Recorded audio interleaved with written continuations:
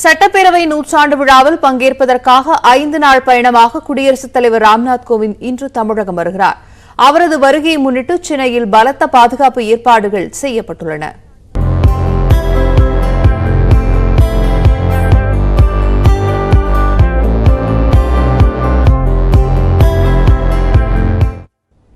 தமிழ்நாடு சட்டப்பேரவையின் நூற்றாண்டு விழாவில் பங்கேற்க வருமாறு கடந்த ஜூலை 19ஆம் தேதி டெல்லியில் குடியரசுத் தலைவர் ராம்நாத் கோவிந்தை நேரில் சந்தித்து முதலமைச்சர் மு.க.ஸ்டாலின் அழைப்பு விடுத்தார். அவரது வரவேற்பை ஏற்றுக்கொண்ட குடியரசுத் தலைவர் காலை 10 மணிக்கு டெல்லியிலிருந்து புறப்பட்டு பிற்பகல் 12:45 மணிக்கு சென்னை வருகிறார். பின்னர் கிண்டி ஆளுநர் மாளிகையில் ஓய்வெடுக்கும் அவர் சட்டப்பேரவை நூற்றாண்டு விழா நடைபெறும் பேரவை அரங்குக்கு மாலை 5 மணிக்கு வருகிறார். அங்கு மறைந்த முன்னாள் முதலமைச்சர் கருணாநிதியின் உருவப்படத்தை திறந்து வைத்து நூற்றாண்டு விழா சிறப்புரை ஆற்றுகிறார். குடியரசுத் தலைவர் வருகையை முன்னிட்டு சென்னையில் பலத்த பாதுகாப்பு ஏற்பாடுகள் செய்யப்பட்டுள்ளன. தலைமைச் செயலகம் மற்றும் விமான நிலையத்தில் 5 அடுக்கு பாதுகாப்பு போடப்பட்டுள்ளதுடன் சுமார் 3000 போலீசார் பாதுகாப்பு பணியில் ஈடுபட்டுள்ளனர். தலைமைச் செயலகம் மற்றும் தலைமைச் செயலக சாலை சுத்தப்படுத்தப்பட்டு வண்ணங்கள் பூசப்பட்டுள்ளதுடன் விளக்கு அலங்காரம் செய்யப்பட்டுள்ளது.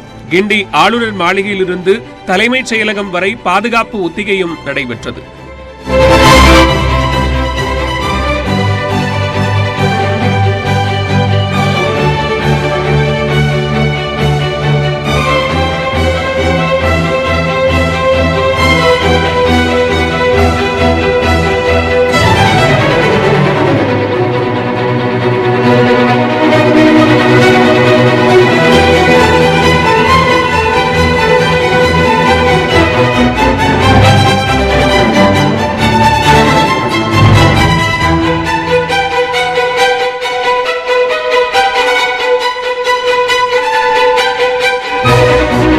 திங்கட்கிழமை விழா முடிந்த பின்னர் மீண்டும் ஆளுநர் மாளிகை செல்லும் குடியரசுத் தலைவர் ராம்நாத் கோவிந்த் அங்கு ஓய்வெடுக்கிறார். 3ஆம் தேதி காலை விமானம் மூலமாக கோவை புறப்பட்டு அங்கிருந்து உதகை செல்லும் அவர் வெலிங்டன் ராணுவ அதிகாரிகள் கல்லூரியில் நடைபெறும் விழா உள்ளிட்ட பல்வேறு நிகழ்ச்சிகளில் கலந்து கொள்கிறார்.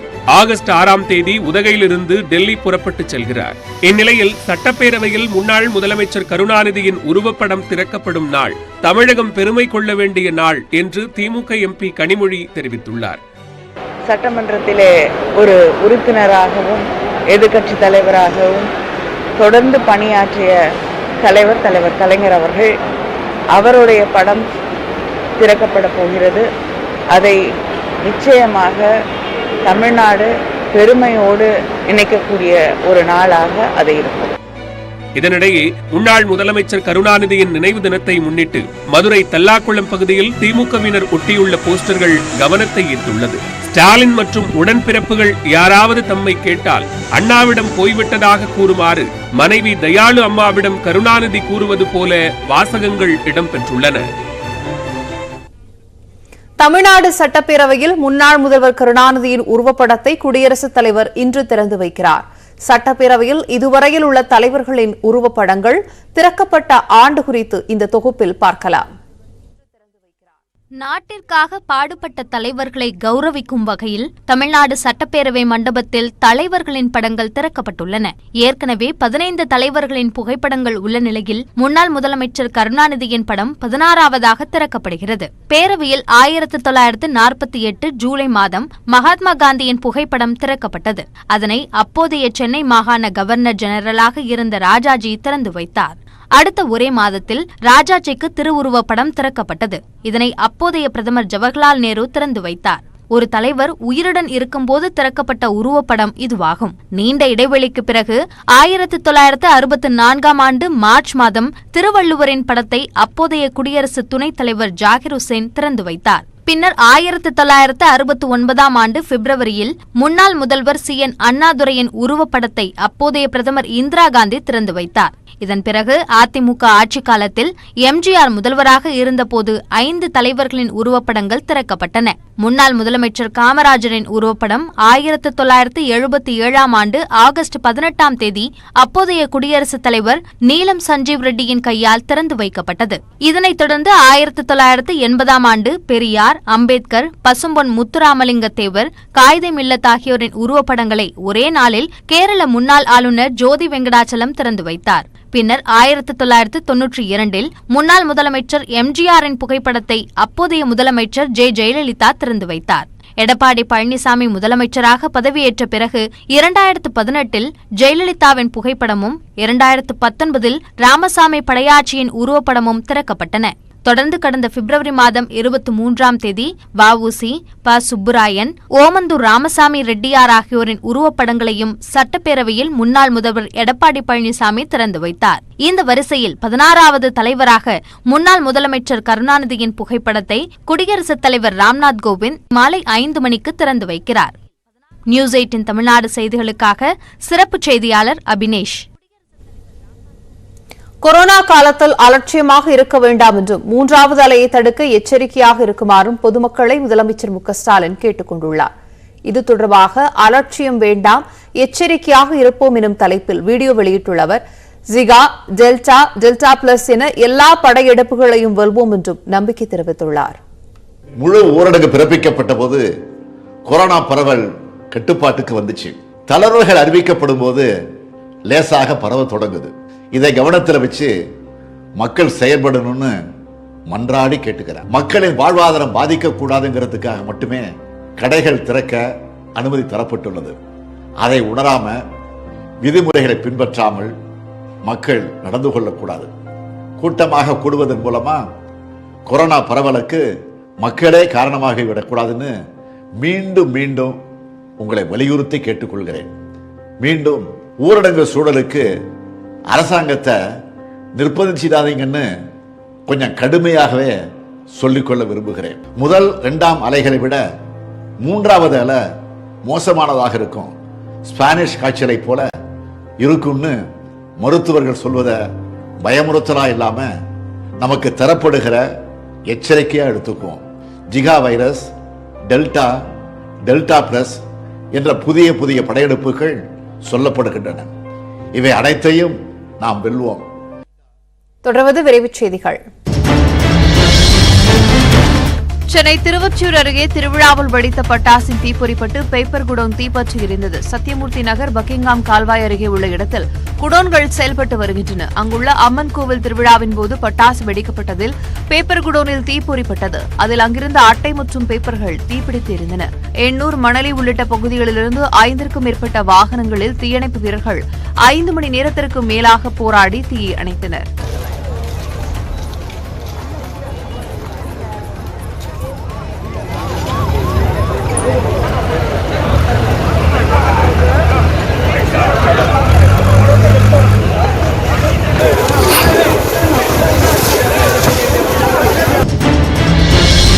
உதகை அருகே வாழைத்தோட்டம் பொதியில் 80 நாட்களுக்கு மேலாக அடைத்து வைக்கப்பட்டுள்ள காட்டு யானை ரிவால்டோவிற்கு காலர் ஐடி பொருத்தப்பட்டுள்ளது. உடல்நலக் குறைவால் பாதிக்கப்பட்டிருந்த யானை ரிவால்டோ கடந்த மே மாதம் மரக்கூண்டில் உணவு சாப்பிட சென்ற போது பிடிபட்டது. அதன் பிறகு யானையை முதுமலை அபாயரண்யம் பகுதிக்கு கொண்டு சென்று 10 ஏக்கர் பரப்பளவிலான வனப்பகுதியில் வைத்து கண்காணிக்க தமிழக முதன்மை வன உயிரின பாதுகாவல் அதிகாரி உத்தரவிட்டிருந்தார். இதனைத் தொடர்ந்து யானைக்கு காலர் ஐடி பொருத்தப்பட்டு அழைத்து செல்லப்படுகிறது.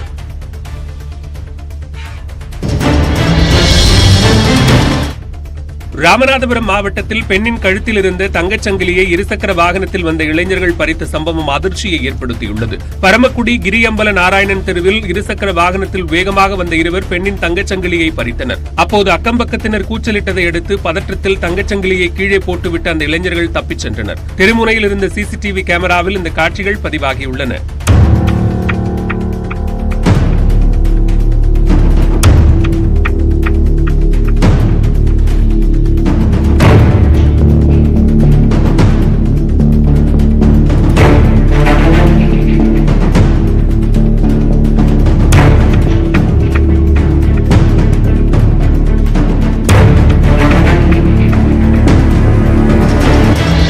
கோவை துடியலூர் அடுத்த பன்னிமடை பகுதியில் இருந்த தீண்டாமை சுவர் இடிக்கப்பட்டது. கோவை மாவட்டம் துடியலூர் அடுத்த பன்னிமடையில் அருந்ததிய மக்கள் வாழக்கூடிய பகுதியையும் பொது வழியை மறைக்கும் வகையிலும் தீண்டாமை சுவர் கட்டப்பட்டு கண்ணபிரான் நகர் என்ற லே அவுட் உருவாக்கப்பட்டது. இந்த சுவரை அகற்றக்கோரி தந்தை பெரியார் திராவிட கழகத்தின் சார்பாக ஊர் பஞ்சாயத்து தலைவரிடம் மனு கொடுக்கப்பட்டது. அதைத் தொடர்ந்து கோவை மாவட்ட ஆட்சியர் அலுவலகத்திலும் மனு அளிக்கப்பட்டது. இந்நிலையில் பன்னிமடை பகுதியில் இருந்த தீண்டாமை சுவரை மாவட்ட நிர்வாகம் இடித்து அகற்றியது.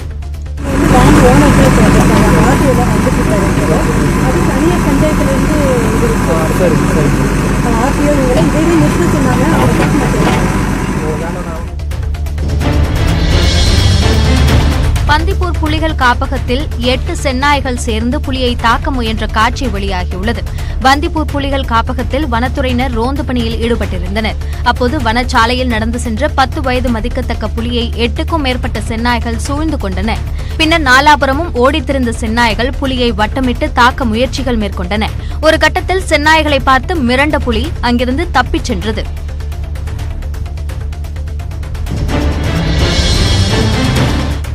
தமிழகத்தின் ஜிஎஸ்டி வருவாய் 33% அதிகரித்திருப்பதாக மத்திய நிதியமைச்சகம் தெரிவித்துள்ளது.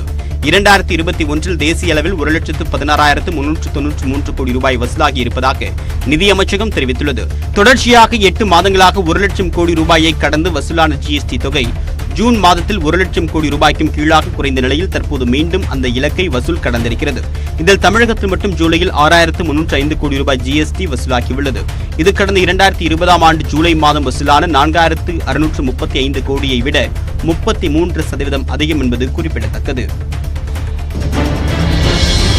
சிவகங்கை மாவட்டம் செவரக்கோட்டை கிராமத்தில் வயது முதிர்வு காரணமாக மரணமடைந்த மஞ்சுவிரட்டு காளைக்கு கிராம மக்கள் ஆட்டம் பாட்டத்துடன் சென்று இறுதிச் சடங்கு நடத்தினர். தங்கள் வீட்டில் ஒருவர் இறந்தால் எப்படி நல்லடக்கம் செய்வார்களோ அதுபோலவே இறந்த காளைக்கு மாலை அணிவித்து மரியாதை செலுத்தினர். பின்னர் குழந்தைகள், பெண்கள் மற்றும் பெரியவர்கள் கலந்து கொண்டு காளையின் உடலை ஊர்வலமாக கொண்டு சென்று நல்லடக்கம் செய்தனர். நாகப்பட்டினம் மீனவர்கள் மீது இலங்கை கடற்படை துப்பாக்கி சூடு நடத்தியதில் ஒருவருக்கு தலையில் காயம் ஏற்பட்டுள்ளது. கீச்சாங்குப்பம் மீன்பிடி துறைமுகத்திலிருந்து கடந்த 28ஆம் தேதி கௌதமன் என்பவருக்கு சொந்தமான விசைப்படகில் 10 மீனவர்கள் கடலுக்கு சென்றுள்ளனர். கோடியக்கரைக்கு தென்கிழக்கே 5 கடல்மல் தொலைவில் நேற்று மீன்பிடித்துக் கொண்டிருந்த போது மாலை 4:30 மணிக்கு இலங்கை கடற்படையினர் அந்த இடத்திற்கு வந்துள்ளனர். எல்லை தாண்டி மீன்பிடித்ததாக கூறியவர்கள் துப்பாக்கியால் சுட்டுள்ளனர். அதில் கலைச்செல்வரின் இடது பக்க தலையில் காயம் ஏற்பட்டது. வலியால் துடித்த அவரை சக மீனவர்கள் கரைக்கு அழைத்து வந்தனர்.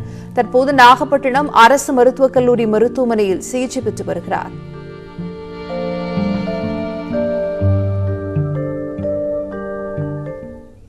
கோவை மாவட்டத்தில் கொரோனா தொற்றை கட்டுப்படுத்தும் நோக்கில் புதிய நடைமுறைகள் இன்று அமலுக்கு வந்துள்ளன. பால், காய்கறி, மருந்து போன்ற அத்தியாவசிய கடைகள் தவிர மற்ற கடைகள் காலை 10 மணிக்கு மேல் திறக்க உத்தரவிடப்பட்டுள்ளது.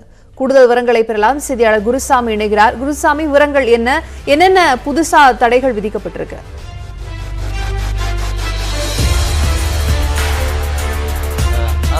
கொரோனா தொற்றினுடைய தாக்கம் படிப்படியாக குறைந்து வந்த நிலையில் தற்போது மீண்டும் கோவையை பொறுத்தவரை அதிகரிக்க துவங்கி இருக்கிறது.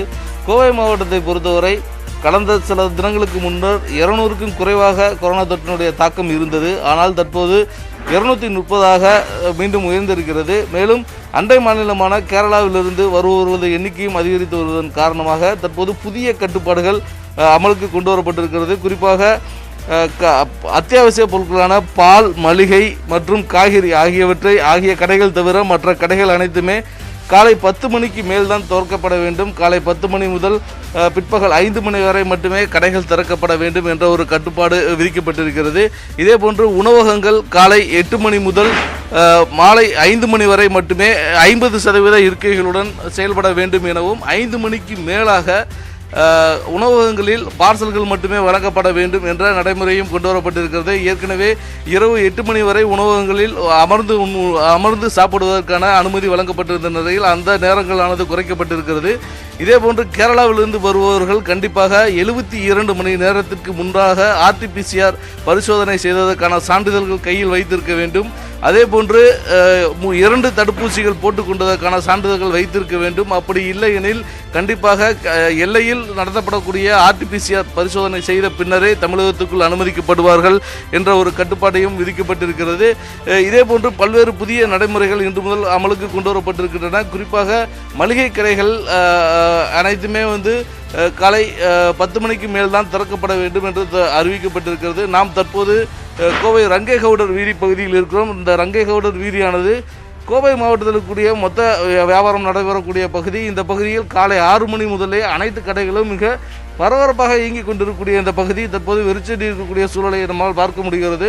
கடைகளை பொறுத்தவரை காலை சீக்கிரம் திறப்பதற்கான நடவடிக்கையினை மாவட்ட நிர்வாகம் மேற்கொள்ள வேண்டும் என்பது இங்கு இருக்கக்கூடிய வியாபாரிகள் சங்க நிர்வாகிகளது கருத்தாக இருக்கிறது. தற்போது அவர்கள் நம்மிடையே இருக்கிறார்கள், அவரிடம் பேசலாம். சார், இப்போது விதிக்கப்பட்டிருக்க புதிய கட்டுப்பாடுகள் அது எந்த அளவுக்கு உங்களுக்கு நெருக்கடியை கொடுத்துருக்கு, என்ன செய்யணும் அப்படின்னு சொல்லி அரசு எதிர்பார்க்குறீங்க? இப்போ வந்து கொரோனா தொற்று வந்து அதிகமாக இருக்கிறத வந்து கட்டுப்படுத்த வேண்டியது ஒரு மாவட்ட நிர்வாகத்தோட கடமை தான். ஆனாலும் கூட இங்கே இருக்கிற சூழ்நிலையில் வியாபாரிகள் வந்து காலையில் வந்து சில்லறை கடைக்காரங்க வந்து காலையில் அதிகாலையில் வந்து காய்கறிகள் வாங்குவாங்க, அதோட மளிகை சாமான்களும் வாங்கிட்டு போவாங்க. அன்னன்னைக்கு வாங்கிட்டு போய் அவங்க வியாபாரம் பண்ணுறது. அதனால் எங்களுக்கு வந்து காலையில் 6 மணிங்கிறது தான் ஒரு சரியான இதாக இருக்கும். அடைக்கிற நேரத்தை வேணால் 5 மணிங்கிறத நேரத்தை குறைக்கிறதுல ஒன்றும் எந்த குறைபாடும் இல்லை. ஆனால் திறக்கிறதுங்கிறது வந்து காலையில் 6 மணி இருக்கணும். அதே மாதிரி காய்கறி பால் அப்படின்னு அவங்க அறிக்கையில் கொடுத்துருக்காங்க மாவட்ட ஆட்சியர் வந்து. அதோட மளிகை அவங்க சேர்க்கறதுக்கு மறந்துட்டாங்களா அல்லது காய்கறி கடையில் தான் மளிகை ஜாமான் விற்பாங்கங்கிறதுனால விட்டுட்டாங்களா என்னென்னு தெரியல. அதையும் வந்து தெளிவுபடுத்தணும். அதனால் எங்கள் மாநில தலைவர் விக்ரமராஜா அவர்கிட்ட இதை பற்றி நாங்கள் ஒரு புகார் கொடுத்தோம். அவங்க வந்து மாவட்ட ஆட்சியர்கிட்ட பேசியிருக்கிறாங்க.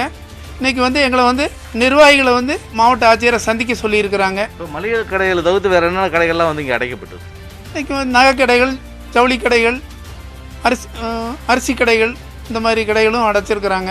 இப்போ நகை கடைகளோ ஜவுளி கடைகளோ 10 மணிக்கு திறக்கிறதுனால அவங்களுக்கு எந்த குறைபாடும் இல்லை. இது வந்து அத்தியாவசிய பொருள். ஒரு கடையில் வந்து பால் வாங்கினான்னா அவனுக்கு வந்து டீ தூள் வேணும், சர்க்கரை வேணும், அந்த மாதிரி எல்லா பொருளும் தேவை இருக்குது. அப்போ அந்த மளிகை கடை திறந்தால் மட்டும்தான், அந்த காலை நேரத்தில் திறந்தால் தான் சாதாரண மக்களுக்கு, பொதுமக்களுக்கு எல்லா பொருளும் கிடைக்கும். அன்றைய தேவைகளை அவங்கள பூர்த்தி செய்ய முடியும். அதனால் காலையில் 6 மணிக்கு திறக்கிறதுங்கிறது தான் எல்லாரோட எதிர்பார்ப்பு இருக்குது. அதை அரசாங்கம் புரிந்து கொண்டு மாவட்ட ஆட்சியர் அவர்கள் எங்களுக்கு அனுமதி வழங்கணும்னு இந்த நேரத்தில் தாழ்மையுடன் கேட்டுக்கொள்கிறேன். ஆஸ்லே, கோவையை பொறுத்தவரை தற்போது நகைக்கடைகள், துணிக்கடைகள் உள்ளிட்ட அனைத்து கடைகளுமே 10 மணிக்கு மேல் தான் திறக்கப்பட வேண்டும் என்ற ஒரு கட்டுப்பாடானது விதிக்கப்பட்டிருக்கிறது. அதே வேளையில் மளிகை கடைகளையும் அத்தியாவசிய பொருட்களது பட்டியலில் கொண்டு வர வேண்டும். பால், காய்கறிகள், மருந்து போன்றவற்றினுடைய வரிசையில் மளிகை கடைகளையும் சேர்க்க வேண்டும். குறிப்பாக ஹோல்சேல் மொத்த விற்பனை நடைபெறக்கூடிய கடைகளை காலை 6 மணிக்கே திறந்து செயல்படுவதற்கு அனுமதிக்க வேண்டும் என்பது கோவையில் இருக்கக்கூடிய வியாபாரிகளது கருத்தாக இருக்கிறது. இது தொடர்பாக இன்றைய தினம் மாவட்ட ஆட்சியரை நேரில் சந்தித்து முறையிடுவதற்கும் இவர்கள் திட்டமிட்டிருக்கிறார்கள். தற்போது கொரோனா தொற்று வேகமாக பரவி வரக்கூடிய சூழலில் அதை கட்டுப்படுத்தும் விதமாக பல்வேறு நடவடிக்கைகளை மாவட்ட நிர்வாகம் மேற்கொண்டு வருகிறது. அதனுடைய ஒரு பகுதியாக தற்போது இந்த புதிய கட்டுப்பாடுகள் இன்று காலை முதல் அமலுக்கு வந்திருக்கிறது. இதேபோன்று கோவை நகரில் முக்கியமான கோயில்களில் முக்கியமான விசேஷ நாட்களில் கூட்டம் கூடுவதை தவிர்ப்பதற்காக தொடர்ச்சியாக 3 நாட்கள், நேற்று, இன்று, நாளை ஆகிய 3 நாட்கள், 1ஆம் தேதி முதல் 3ஆம் தேதி வரை கோயில்களில் மருதமலை, பேரூர் மற்றும் மேட்டுப்பாளையத்தில் இருக்கக்கூடிய பத்திரகாளியம்மன் கோயில் போன்ற கோயில்களில் பொதுமக்கள் வருவதற்கு அனுமதி மறுக்கப்பட்டிருக்கிறது. இதேபோன்று வரும் 8ஆம் தேதி என்றும் கோயில்கள் இந்த முக்கியமான இந்த 4 கோயில்களில் பொதுமக்கள் கூட்டம் கூடுவதை தவிர்ப்பதற்கான நடவடிக்கைகளை மாவட்ட நிர்வாகம் மேற்கொண்டிருக்கிறது. ஆஸ்லே, நிச்சயமாக கொரோனா பெருந்தொற்று பரவுவதை அடுத்து தற்போது கோவையில் புதிய கட்டுப்பாடுகள் இன்று முதல் அமலுக்கு வருகின்றன. அது தொடர்பான விரிவான விவரங்களை செய்தியாளர் குருசாமி தர கேட்டோம்.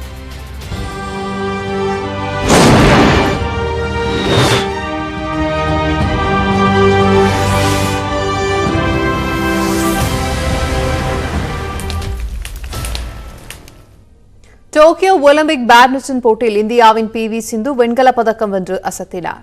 டோக்கியோ ஒலிம்பிக் போட்டியில் இந்திய வீராங்கனை PV சிந்து வரலாறு படைப்பார் என்று எதிர்பார்க்கப்பட்ட நிலையில் அரையிறுதியில் தாய் சூ சிங்கிடம் தோல்வியுற்றார். இருப்பினும் அரையிறுதியில் தோல்வியை தழுவியவர்கள் வெண்கலப் பதக்கத்திற்காக போட்டியில் விளையாடுவர்.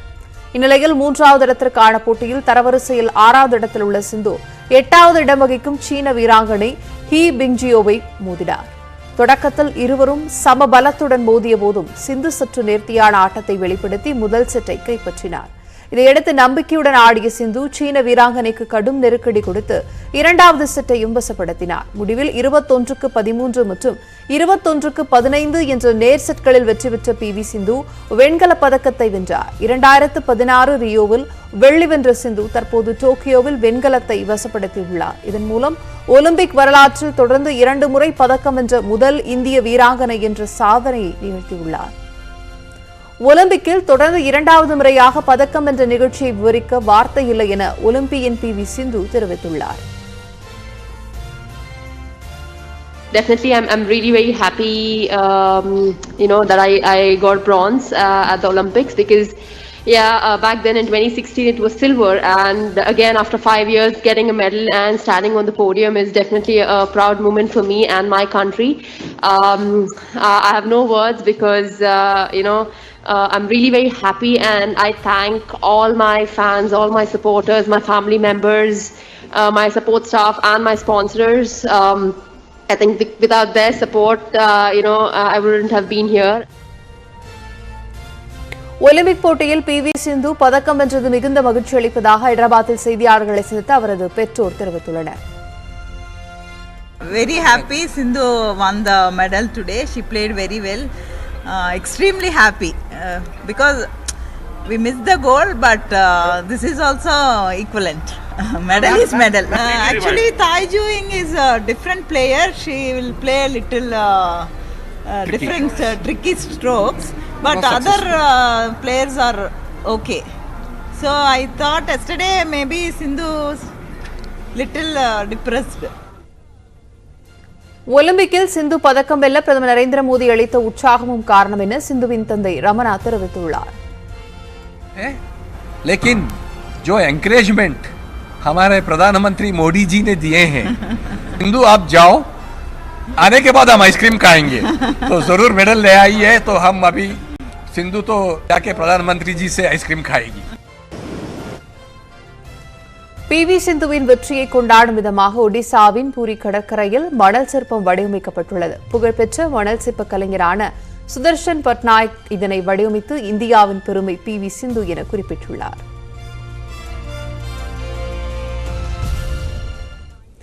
ஒலிம்பிக்கில் தனிநபர் பிரிவில் 2 பதக்கங்களை வென்ற முதல் இந்திய வீராங்கனை என்ற சாதனையை படைத்துள்ளார் PV சிந்து. விளையாட்டுலகில் அவரது பயணம் குறித்து விவரிக்கிறது இந்த தொகுப்பு.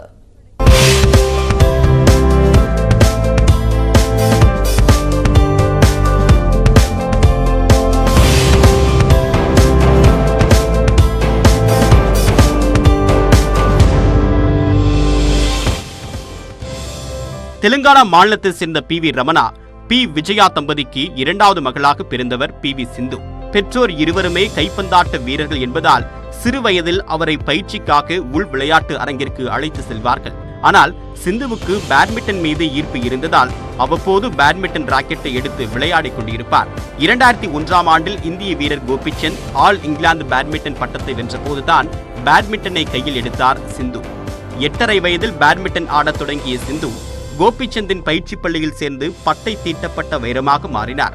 2011ஆம் ஆண்டு ஆசிய ஜூனியர் போட்டியில் வெண்கலப் பதக்கத்தையும் காமன்வெல்த் இளையோர் போட்டியில் தங்கப்பதக்கமும் வென்ற PV சிந்து 2013ஆம் ஆண்டு சீனாவில் நடைபெற்ற உலக பேட்மிண்டன் போட்டியில் வெண்கலத்தை வென்றபோது விளையாட்டு உலகின் பார்வையை தன் பக்கம் திருப்பினார். 2014ஆம் ஆண்டு உலக சாம்பியன்ஷிப் போட்டியில் மீண்டும் பதக்கம் வென்று அதில் 2 பதக்கம் வென்ற ஒரே இந்தியர் என்ற சாதனையை படைத்தார். 2016ஆம் ஆண்டு நடைபெற்ற ரியோ ஒலிம்பிக்கில் வெள்ளிப்பதக்கம் வென்ற சிந்து ஒலிம்பிக் இறகுப்பந்து போட்டிகளில் இறுதிச் சுற்றுக்கு சென்ற முதல் இந்தியர் என்ற பெருமையையும், ஒலிம்பிக்கில் இந்தியாவிற்காக வெள்ளிப்பதக்கம் வாங்கிய முதல் பெண் என்ற பெருமையையும் ஒரே நேரத்தில் பெற்றார். மேலும் உலக சாம்பியன் போட்டிகளில் ஒற்றையர் பிரிவில் தங்கப்பதக்கம் வென்ற முதல் இந்திய வீராங்கனை PV சிந்து என்பது குறிப்பிடத்தக்கது. தற்போது டோக்கியோவில் நடைபெற்று வரக்கூடிய ஒலிம்பிக் விளையாட்டுப் போட்டியில் பேட்மிண்டன் பிரிவில் வெண்கலப் பதக்கம் வென்றதன் மூலமாக புதிய வரலாற்றை படைத்துள்ளார் PV சிந்து. இதன் மூலமாக தொடர்ந்து 2 ஒலிம்பிக் போட்டிகளில் பேட்மிண்டன் பிரிவில் பதக்கம் வென்ற முதல் இந்திய வீராங்கனை என்னும் வரலாற்றை சிந்து படைத்துள்ளார். சிந்துவின் சாதனை பயணம் மென்மேலும் தொடர வாழ்த்துகிறது நியூஸ் 18 தமிழ்நாடு. தமிழ்நாட்டில் தினசரி கொரோனா பாதிப்பு தொடர்ந்து 4வது நாளாக அதிகரித்து 2000-ஐ நெருங்கியுள்ளது. தமிழ்நாட்டில் சனிக்கிழமையன்று 1986 பேருக்கு கொரோனா தொற்று உறுதி செய்யப்பட்ட நிலையில் ஞாயிறன்று மேலும் 1990 பேருக்கு தொற்று உறுதி செய்யப்பட்டது. பாதிக்கப்பட்டோரின் ஒட்டுமொத்த எண்ணிக்கை 25,61,587 அதிகரித்துள்ளது. சிகிச்சைக்கு பிறகு ஒரே நாளில் 2156 பேர் டிஸ்சார்ஜ் செய்யப்பட்டதால் குணமடைந்தோரின் எண்ணிக்கை 25,06,961 உயர்ந்துள்ளது. அதே சமயம் சிகிச்சை பலனின்றி மேலும் 26 பேர் பலியானதால் உயிரிழந்தோரின் மொத்த எண்ணிக்கை 34,102 அதிகரித்துள்ளது. மாநிலம் முழுவதும் 20,524 பேர் சிகிச்சையில் இருப்பதாக மருத்துவத்துறை தெரிவித்துள்ளது. தமிழ்நாட்டில் 18 மாவட்டங்களில் தினசரி கொரோனா பாதிப்பு அதிகரித்திருக்கிறது. அதிகபட்சமாக கோவையில் 230 பேருக்கும், ஈரோட்டில் 180 பேருக்கும் தொற்று உறுதியானது. சென்னையில் 175 பேருக்கும், செங்கல்பட்டில் 133 பேருக்கும், தஞ்சாவூரில் 126 பேருக்கும், தொற்று இருப்பது உறுதி செய்யப்பட்டிருக்கிறது. திருப்பூர் மற்றும் திருவள்ளூரில் 93 பேருக்கும், திருவாரூரில் தினசரி பாதிப்பு 2 மடங்காக அதிகரித்து புதிதாக 53 பேருக்கும் தொற்று ஏற்பட்டுள்ளது.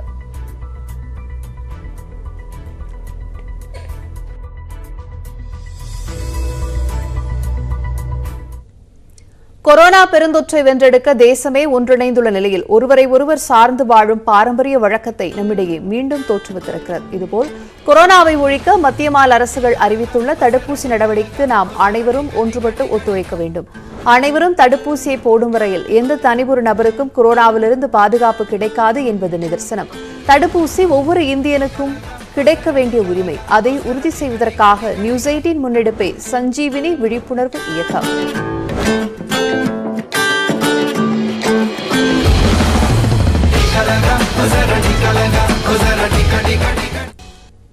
சமூகத்தில் நிலவும் சவால்களையும் தனது வறுமையையும் வென்று தமிழகத்தின் 2வது திருநங்கை காவல் உதவி ஆய்வாளர் என்ற பெருமையை பெற்றுள்ளார். திருவண்ணாமலையைச் சேர்ந்த சிவன்யா.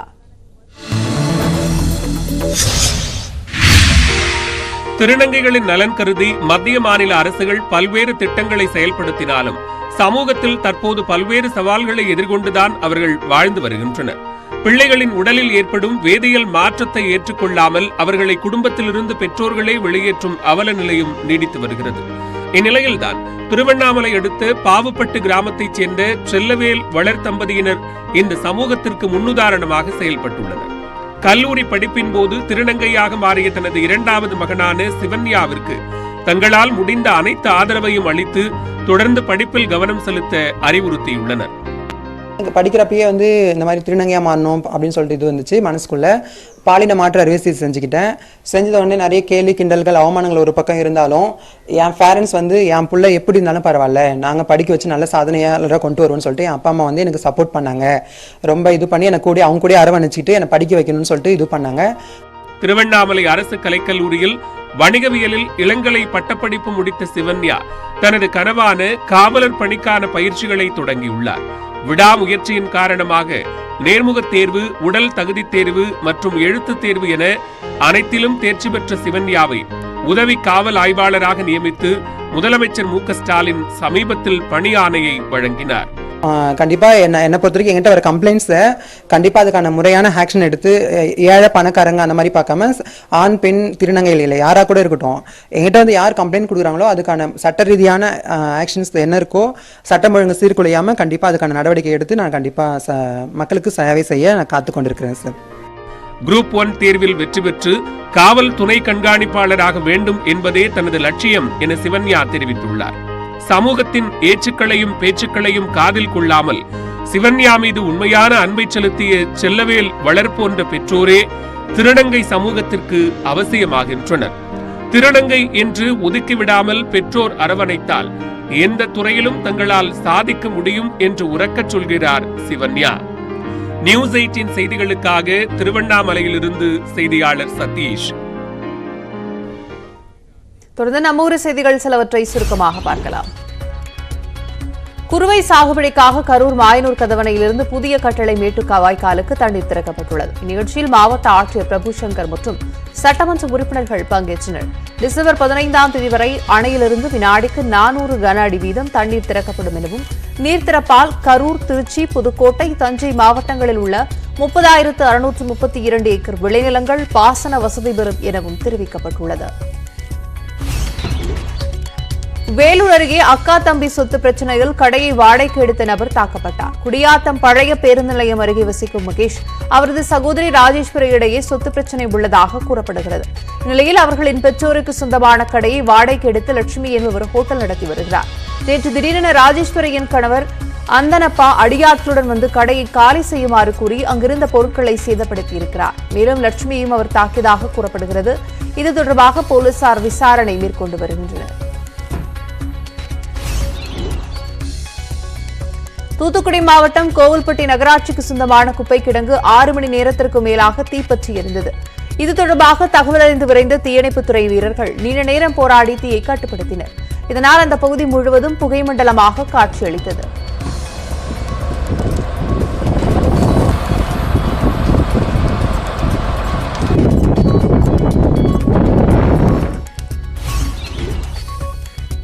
அரியலூர் மாவட்டம் செந்துறை அடுத்த குமிழியம் கிராமத்தில் இயற்கை வாழ்வியல் முகாம் மற்றும் விதை திருவிழா நடைபெற்றது. இதில் மரபு வகை நெல்களான கருப்பு கவுனி, மாப்பிள்ளை சம்பா, ஆத்தூர், கிச்சடி சம்பா உள்ளிட்டவை கண்காட்சியில் வைக்கப்பட்டிருந்தன.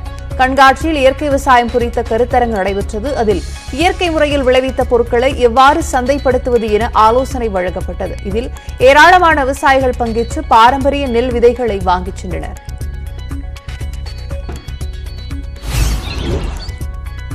புதுச்சேரியில் 3 வயது சிறுவன் உலக நாடுகளின் தலைவர்கள் தேசிய கொடிகளின் புகைப்படங்களை பார்த்தவுடன் அதன் பெயர்களை கூறி அசத்தி வருகிறார்.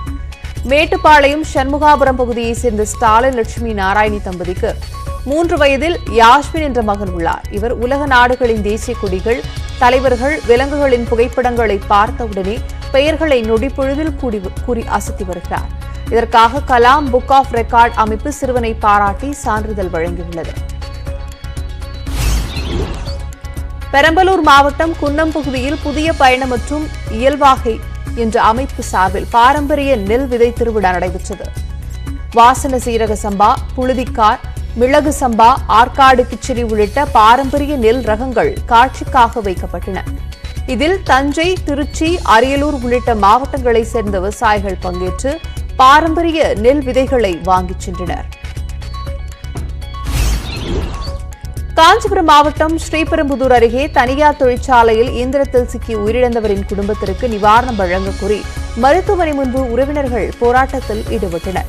அரியலூர் மாவட்டத்தைச் சேர்ந்த சந்துரு என்ற 19 வயது இளைஞர் காஞ்சிபுரம் மாவட்டம் இருங்காட்டுக்கோட்டையில் உள்ள தனியார் தொழிற்சாலையில் பணியாற்றி வந்தார்.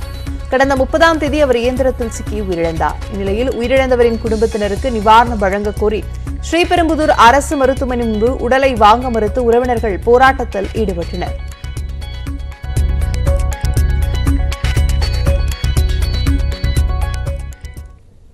ஐக்கிய நாடுகள் பாதுகாப்பு கவுன்சிலின் இந்த மாதத்திற்கான தலைமை பொறுப்பை இந்தியா ஏற்றுள்ளது. இதில் ஐநா பாதுகாப்பு கவுன்சிலின் ஆலோசனை கூட்டத்திற்கு தலைமை வகிக்கும் முதல் இந்திய பிரதமர் என்ற பெருமையை நரேந்திர மோடி பெறவுள்ளார்.